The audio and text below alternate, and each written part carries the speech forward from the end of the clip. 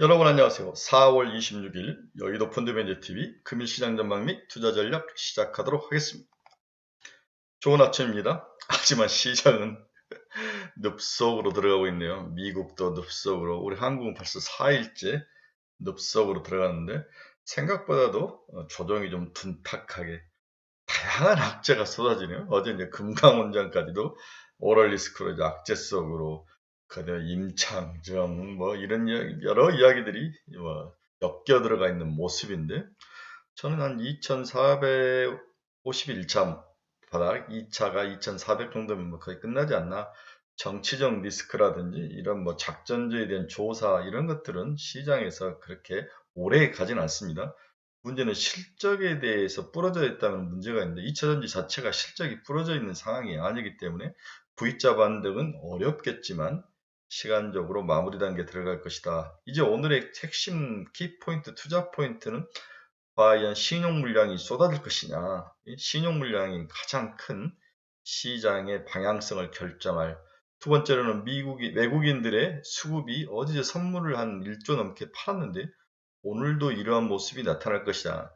그렇다면 방향성이 그동안 3개월 내내 주구장창 샀던 외국인들의 매수가 꺾인다면 이 시장은 생각보다도 늪의 깊이는 좀 있을 것이다. 하지만 외국인들이 샀다 팔았다를 반복하기 때문에 오늘 시장을 한번 봐야 되는데 어제 4일간 많이 두들겨 맞았기 때문에 오늘은 뭐 살짝 장 초반 하락하다가 장 중후반 반등할 수도 있는 가능성이 높아 보이는 하루이다. 따라서 너무 부정적으로 스탠스를 잡지 말고 단기적으로 견디는 전략. 이제는 이제 매도하는 것은 바보 같은 일이죠. 이제는 모든 종목들을 엔간해서는 견뎌야 됩니다. 어제 팔거나 해치를 하지 않았다면 오늘은 견뎌야 될 날. 좀 더 빠진 한이 있더라도 이제는 버티는 시간과 시기가 왔다. 이렇게 정리를 하면서 오늘 시장 한번 보도록 하겠습니다. 구독, 좋아요 많이 눌러주십시오. 네, 금일 주가 추이를 보면 다우는 1.02% 네, 하락을 했고 오늘 뭐 하락률이 컸습니다. 나스닥도 1.98, 다음에 S&P 500도 1.58. 뭐 오늘 전부 다 이렇게 우하향을 하는 그러한 대표적인 모습이 나타났습니다. 오늘 시장 키포인트를 다시 한번 정리해보면 미국마저 무너진 하루였다. 그렇죠? 네. 그러나 우린 4일간 두들겨 선빵을 맞았기 때문에 오늘 정도는 한번 기술적 반등이 나타날 그런 하루이지 않겠나 그런 생각을 해보죠. 오늘 미국 빅테크 기업들이 장 끝나고 실적을 발표했는데 상당히 괜찮습니다. 이런 것들이 오늘 시장을 받칠 수 있는 그런 가능성. 2400포인트가 바닥이라면 이제 거의 다 뭐 한두 번 빠지면 거의 다 온 게 아니냐. 최악의 케이스. 이러한 생각을 가진다면 덤덤히 견디면서 지킬 필요는 있다. 이렇게 정리가 가능할 것 같습니다. 네, 금일시장 키포인트 한번 봅시다. 알파벳이 매출이 예상을 상회했다. 클라우드 부분에 최초 흑자가 나타났다. 시간에서 가격이 3% 가까이 오르죠. 마이크로소프트 매출과 EPS가 예상을 상회했다. 시간에서 4% 정도 오르고 있습니다. 그 머리 아팠던 퍼스트 리퍼블릭 주가가 오늘 49%, 50% 가까이 하락을 했어요. 예금이 40% 이상 감소하면서 위기론이 다시 재발을 했습니다. 살아있는 송장이다 뭐 이렇게 표현을 하더라고요. 네, 윤석열 대통령이 6개 미국의 첨단 기업에서 수소라든지 탄소 중립 관련해서 약 19억 달러 투자 유치를 받아왔다. 뭐 이런 이야기인데 오늘 수소나 탄소 중립 관련된 그러한 신재생 에너지 이쪽은 뭐 나름대로 나쁠 것 같지는 않은데 오랜만에 수소가 시장에서 상승에 올라올 거로 보이는데 지속적으로 수소가 올라올 거냐 이 부분은 또 퀘션 마크죠. 하지만 워낙 바닥에 있기 때문에 올라올 수 있는 기술적 반등은 요 며칠 사이에 수소가 좀 삐적삐적 하던데 추가로 상승할 가능성이 있지만 추경 매수는 그렇게 추천하고 싶지 않다. 이 윤석열 정부는 수소에 대해서 별로 관심이 없습니다. 이건 문정부의 사업이기 때문에 일부러 피하고 있는 듯한 느낌? 뭐 번전만 하는 느낌 그런 느낌이 강하죠. 이 정부는 원전이라든지 이런 쪽으로 있기 때문에 그런 종목을 사야지 수소에 대해서 매력은 그렇게 커 보이지는 않습니다. 80인 바이든이 내년에 재선에 출마하겠다고 공식 선언을 했네요. 네, 좀 물욕이 가한다는 생각도 듭니다. 미국 3월 신규 주택 판매가 9.6% 상승했다. 예상 막 증가를 한 거죠.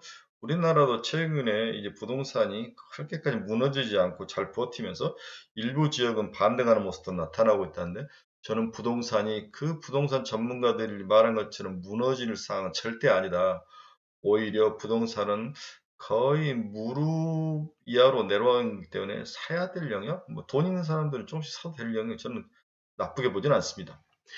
이유가 8월부터 유해 콘텐츠 방치 빅테크의 매출 6%의 가진금을 매기겠다. 정말 이유는 일도 하지 않고 창의적이지도 않으면서 세금으로만 먹고 사는 그런 나라인 것 같아요. 그래서 우리나라도 선진국으로 가면 이런 모습이 나타날 건데 주의해야 될 일본과 유럽은 우리의 모델은 아닌 것 같습니다. 중국 부주석이 스타벅스 창업자에게 중국 경제에 적극 참여를 희망한다. 이런 이야기를 한 것 같아요. 스타벅스가 중국에서 생각보다 더 잘 파고드는 것 같은데 일단은 외국에 손짓을 하지만 그렇게 쉬워 보이지는 않습니다. 네, 오늘 새벽에 끝난 미국 달러 지수는 101.85, 101이 깨질 수 있었는데 살짝 올랐네요. 우리나라는 미국의 주식이 미국 달러 지수가 강세로 가든 약세로 가든 무조건 약세로 가는 모습이 최근에 나타났죠. 정치적 리스크가 우리나라 원달러 환율에 가장 큰 움직이는 변동성 요인으로 보여지는 거죠. 우리나라 원달러는 어제 1341원에 끝났습니다. 8.38원이나 상승하면서 올랐는데 이러다가 이제 1,400원까지도 목표를 두고 있는데 이 정도까지는 가지는 않을 것 같아요. 1,350원 정도가 제가 봤을 때 맥스이지 않을까 단기적으로 그런 생각을 또 해봅니다. 네, 금 가격은 0.39%나 상승하며 다시 2,000달러를 회복해서 2,007.65달러에 마감을 했습니다. 설탕 가격도 2.58. 최근에 이제 설탕 가격이 이렇게 많이 올랐죠.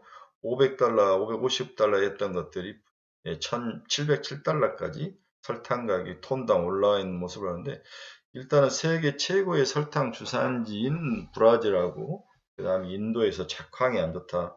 특히 브라질 쪽에서 가뭄으로 설탕 작황이 안 좋으면서 설탕 관련 그 원자재를 쓰는 기업들이 이제 전부 가격을 올리는 쪽으로 나서죠. 우리나라도 뭐 빼빼로니 뭐니 가격을 올린다는 이야기가 나오는데 최근에 원자재 시장에서 설탕 가격 상승이 가장 눈에 띈 원자재 중에 하나였습니다. 근데 미국의 퍼스트 리퍼블릭 뱅크가 주가가 49.6%를 하락을 했습니다. 폭탄을 맞은 거죠. 미국은 상한가가 없기 때문에 하루에 40% 50%도 빠지기도 합니다. 네, 미 국채금리가 오늘 또 난리가 났어요. 1개월짜리는 47bp나 올랐죠. 1개월짜리. 그 다음에 2년짜리는 19bp나 하락을 했고 10년짜리도 11.5bp나 하락을 했는데 그동안 돈이 이제 단기자금으로 가면서 미국 1개월이 금리가 하락을 하다가 갑자기 47bp가 상승하는 그런 모습이 나타났다. 미국도 좀 불안한 모습, CDS 프리미엄이 올라가는 등 연방 그 예산 문제가 이제 크게 대두가 되면서 단기는 빠졌다가 다시 올라가고 이 단기도 이것도 좀 불안하다 이렇게 보는 것 같아요. 2년과 10년물은 크게 하락하는 그러한 모습, 반대로 나타나는 모습이 보이네요. 1개월짜리 수익률이 4.03, 2개월짜리가 4.958, 3개월짜리 5%. 돈이 단기로 가 있는 모습, 이런 모습 미국 시장이 나타나고 있습니다. 네, WTI는 1.98% 하락했죠. 글로벌 경제가 특히 세계 어느 나라 경제도 좋을 것 같다는 의견이 나오는 경제가 없는 거죠. 이런 것들이 WTI의 수요를 감소시킬 것 같다는 이런 논리가 작용이 되면서 77달러까지 일단 WTI는 빠졌습니다. 이렇게 되면은 미국의 이제 인플레이션은 생각보다는 많이 떨어질 가능성이 있어 보이죠. 네, 어제 알파벳이 오늘 새벽에 발표를 했는데 103.85 장외시장에서 4.15포인트 상승하는 그런 모습을 보였네요. 네, 알파벳의 실적을 한번 우리가 같이 한번 살펴보면 매출은 698억 달러로 예상은 688억 달러였는데 매출은 오르죠. EPS도 1.08달러인데 1.09달러로 실적은 무척 좋았습니다. 마이크로소프트도 장외시장에서 4.62% 상승하는 모습이 나타났는데 매출은 529달러, EPS도 2.45달러, 시장 예상치를 모두 상회하는 그런 긍정적인 모습이 나타나며 장외시장에서 빅테크들이 그나마 빠져 떨어지는 칼날을 좀 붙잡아주는 역할을 하고 있다. 이렇게 볼 수 있습니다. 네, 애플도 0.94% 하락을 했습니다. 테슬라는 1.18, 160이 깨지게 생겼네요. 저는 150달러 근처 160달러 끌면 또 산다. 사서 180달러, 110달러까지 왕복 달리기 하면 여러 번 먹을 수 있는 좋은 투자 상품이다. 종목이다. 이렇게 보고 있죠. 엔비디아도 2.96% 하락하면서 GPU, AI 이쪽이 여전히 불안한 모습. 엔비디아가 살아나야 되는데 좀 불안한 모습이 나타나고 있습니다. 270달러가 깨지고 262달러까지 하락하는 그런 모습이 나타났습니다. TSMC도 2.75% 하락, 마이크론 테크놀도 2.3% 하락. 이런 걸 보면 오늘 우리나라 반도체는 뭐 당연히 안 좋을 것 같아요. 네. 그나마 2차 전지의 구원자로 반도체를 생각했는데 이제 반도체도 접어야 되는 게 아닌가 그런 생각을 합니다.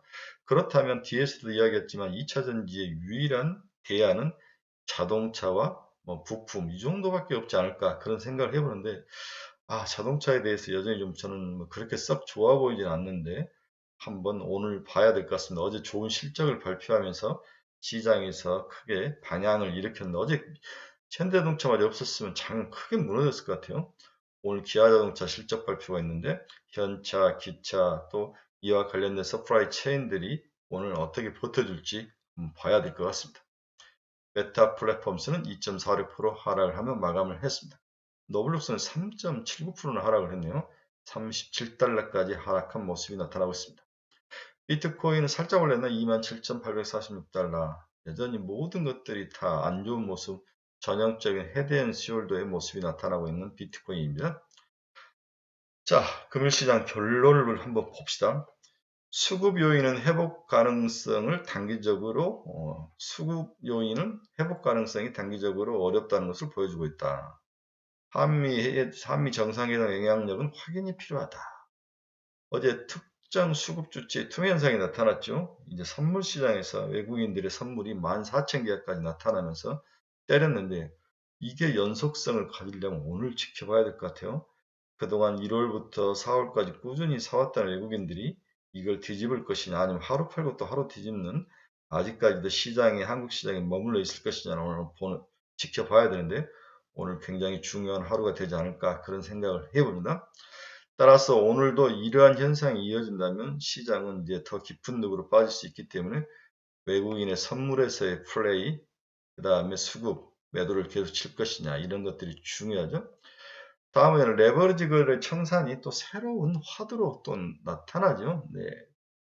그동안 CFD 계좌를 이용해서 작전을 했던 세력들이 이제 본 모습을 나타냈죠. 뭐 임창정 씨도 어제 뭐 기자회견을 하던데 뭐 꼬리 자르기를 하는 거죠. 몰랐겠습니까? 저는 알았다고 생각을 하는 면도 있는데 일단 우리의 신용융자에 대한 물량이 가격이 오늘 하루 정도 빠지면 반대 매매가 미리 나오기 때문에 오늘 내일은 또 반대 매매에 조심을 해야 된다. 따라서 오늘 시장이 추가 하락보다는 좀 멈춰줘야 이 수급 대란에서 벗어날 수 있다. 이 생각을 합니다. 또한 금융감독원이 조사에 나서겠다는 몇몇 종목을 타겟팅을 하는 것 같아요. 근데 다 할 수는 없으니까 그들을 감독원이 저런 이야기를 했다는 것은 이미 조사를 했다. 나름대로 분석이 끝났다라고 봐야 될 것 같아요. 그렇다면 온갖 악재가 나온 이 아사리판에서 우리가 취해야 할 전략과 투자 방어 전략은 뭔가 이게 또 핵심이죠. 네. 투자 전략은 전일 추천한 곧버스를 일부 태우고 시장이 안정화될 때까지 일단 버티는 게 기본적인 저희 투자 전략입니다. 어제 제가 한 20% 현물을 팔아서 곧버스를 사서 버텨라. 2400포인트가 바닥으로 보여지며 2400포인트에 도착하면 곧버스를 다시 환매수로 엎어야 되죠. 그런 이유에 자기가 가지고 있는 포트폴리오가 어느 정도 반등해서 올라오면 살짝 현금을 가지고 가는 전략, 이 정도 전략 외에는 지금 우리가 할 수 있는 전략은 없습니다. 오늘 곧버스 입성은 좀 늦은 것 같아요. 따라서 오늘 진입은 비추입니다. 오늘은 추격으로 매도한 날은 아닌 것 같아요. 오늘이 이제 쏟아지는 칼날의 마지막에 탁 어디에 꽂힐 그러한 모습이 나타나는데 오늘 정도면 단기 조정은 거의 다 끝난 게 아니냐 저는 개인적으로 그렇게 보고 있습니다. 오늘 시장에서 눈에 들어온 섹터는 딱 세 가지입니다. 방산, 그 다음 어제 자동차, 그리고 윤석열 등이 미국에서 여러 계약을 했는데 수소 관련주도 이 세 종목 정도 저는 히토리 같은 건 아예 쳐다보지도 않는데 이 정도면 되지 않을까 생각을 합니다. 수제는 어제 한미 투자협정에 수소 관련 기업들이 참여가 눈에 띄는 하루였습니다. 네. 자, 오늘은 즐겁지는 않지만 즐겁게 살아야 될 그런 날들인 것 같아요. 이럴 때일수록 시장의 수급이라든지 뉴스 플로우에 너무 빠지지 말고 시장의 심리라든지 이런 것들을 잘 봐야 될 것 같아요. 심리가 돌아서는지 이런 것들을 잘 봐야 되는 대표적인 종목들을 쭉 띄워놓고 그들의 수급이 어떻게 돌아가는지를 한번 지켜봐야 될 것 같아요.